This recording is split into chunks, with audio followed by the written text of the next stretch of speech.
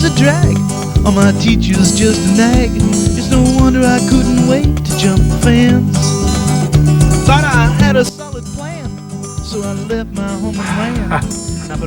You say to yourself, what are you doing back here? Didn't I just see you a couple minutes ago? Yes, you did. But today, I'm going to narrow things down. We're going to talk about the 13 Cowboys songs that will be presented on this album.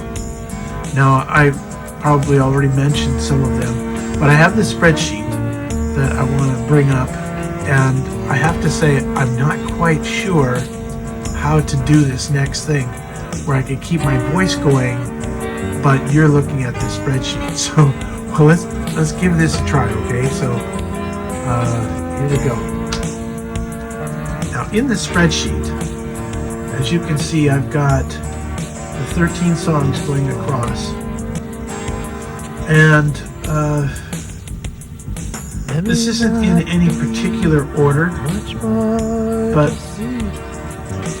in some respects, what you can see is we've got Lonely Too Long, Honey, I Got to Go, A Working Man, Where'd Everybody Go, Stringing Me Along, Whoa, Nelly, You've Got to Believe, Blue with a Broken Heart, On the Open Range, The Angel by My Side, Baby's Getting Married Today, The Geezer, and $2 Short. Now, out of these, if you're looking at this spreadsheet, maybe it will look, you can see the year that I wrote that particular song. Some of these go way back. And then I have the years recorded, and these coincide with the albums below, but I've got them coded. LTL is Lonely Too Long, which was, one of the very first albums I did back in 91. Maybe actually 91, who knows.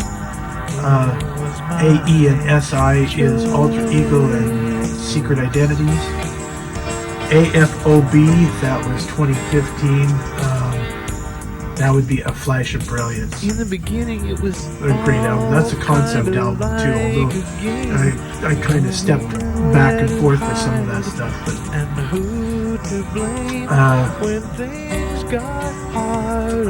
Alter Ego, Secret Identities, we already talked about. Inside, that was my second digital album that I did, and there was a lot of really good material on that. It wasn't really a concept album, it was just all this material kept coming at me, and I just decided that I'd start recording a lot of it. Some of it was stuff that I already had, like, well, we won't go into that, but Whoa Nelly was one of those new songs that I had written at that point. You Got to Believe, you can see I've recorded that twice before, and that was recorded on LSFH. It was my choice.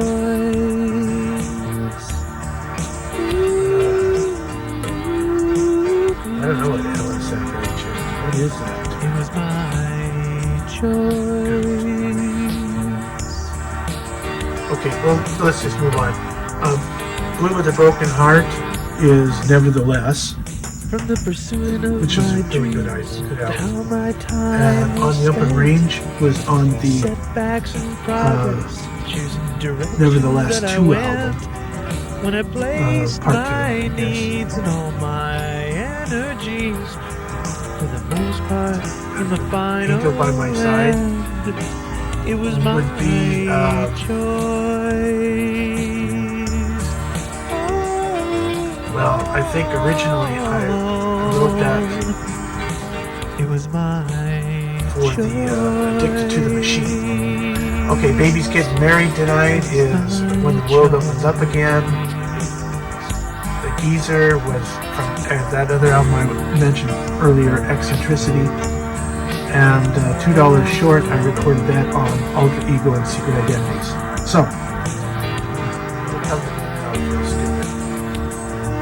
but that's neither here nor there. So you can see there, and you can see what albums. And then on the bottom of this thing, I added key signatures to the songs. And the reason that you do that is, well, the reason I do that is, if you notice, I got Lonely Too Long and Honey I Got to Go right next to each other. Oh, and wait a second, what about A Working Man? And you've got To Believe and Blue with a Broken Heart. All of those, that's 1, 2, 3, 4, 5 songs there that use a C harmonica and are played in the key of G. My philosophy is never want to put two key signatures next to each other. So I have to move this around a little bit because I don't want to be having Lonely Too Long and Honey I Got to Go, or Lonely Too Long and A Working Man, or A Working Man and Blue with a Broken Heart at the same, following each other. Because I mentioned this before, but I'm just going to tell you, your brain, it keys in on things that you don't even know it keys in on at times. And music is one of those things where, at least my brain, I'm playing and it's in the key of G, and then the next song comes on and I say, oh, hey, that's in the key of G again. I can hear it. And I suspect that after a while, I don't know how old you are that I'm talking to, but after a while you'll get to that point where that'll be part of you too. So when you create the spreadsheet, it tells you what songs not to have next to each other. So I'll have to work on that particular aspect of it, but I'm not really too worried about it because there's a lot of other chords in here that I can change around. Do I have any other conflicts here? Yeah, I do.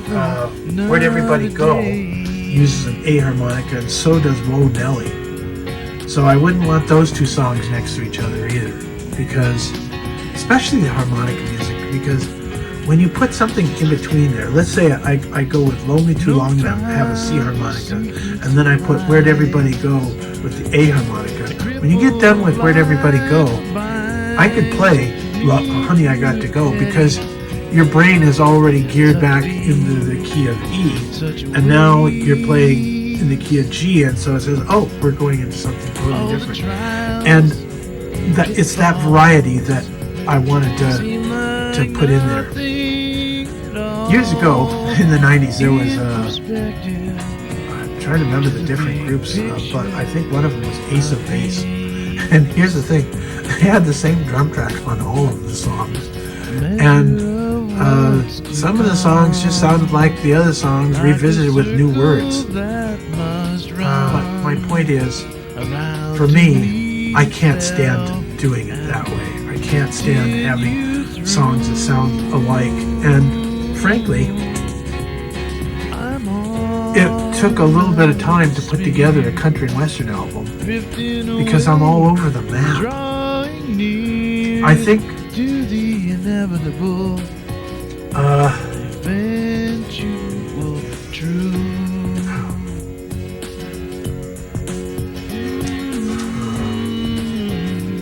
I've got notes here. I lost 2 episodes, and part of the reason I lost them is because I had the camera positioned in the wrong place, and I just didn't feel comfortable with that, so I took it out, and then I took notes of those other chapters that I lost.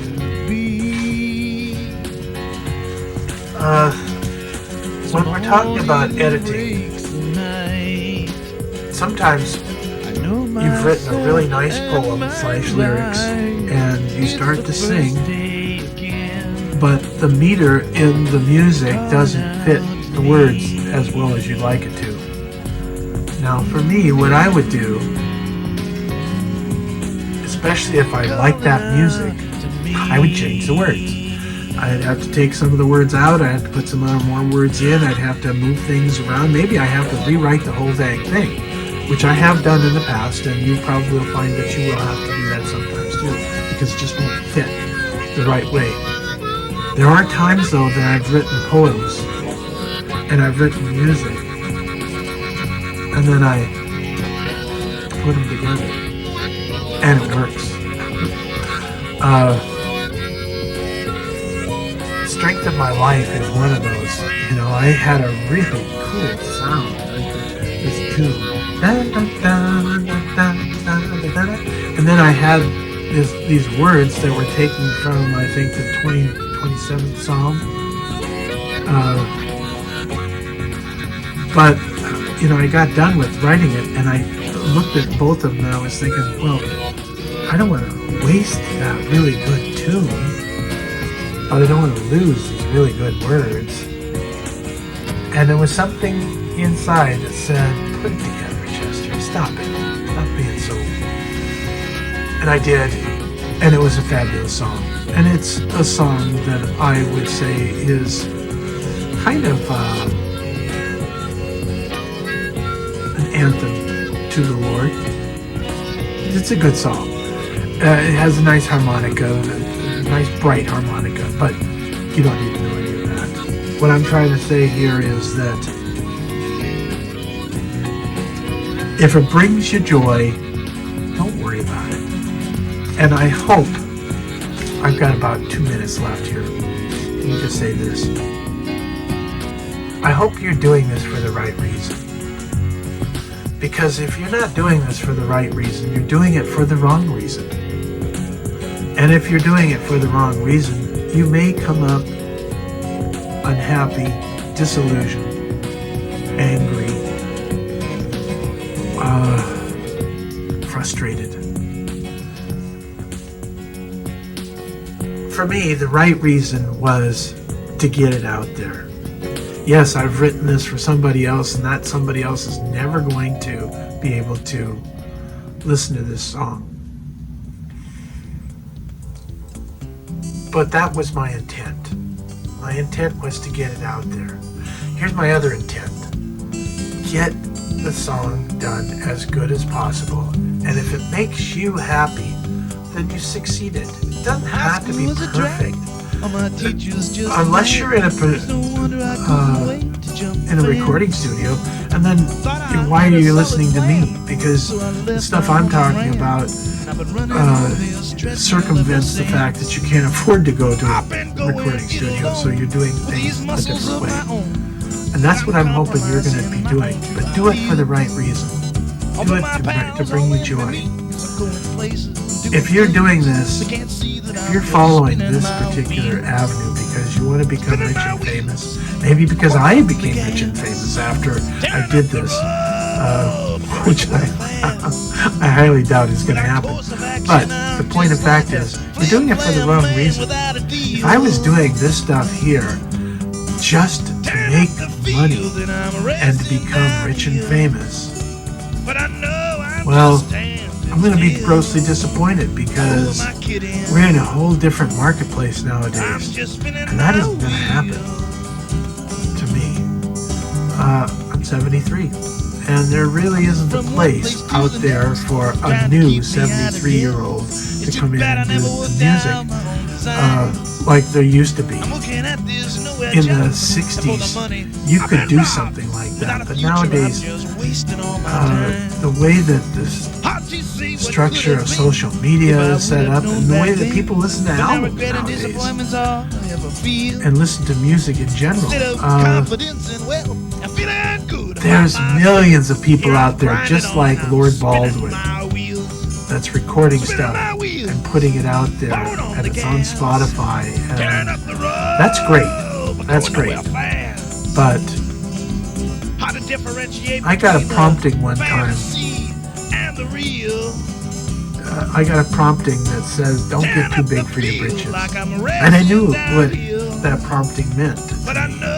It was Heavenly Father saying to me, don't do this for the wrong reason. Do it for the right reason. Because it makes you happy. Because you're creating something that you can share with the rest of the world that is a nice, good product. For me, I don't swear into any of my stuff. And I don't speak too much on explicit one way or the other because that's not me.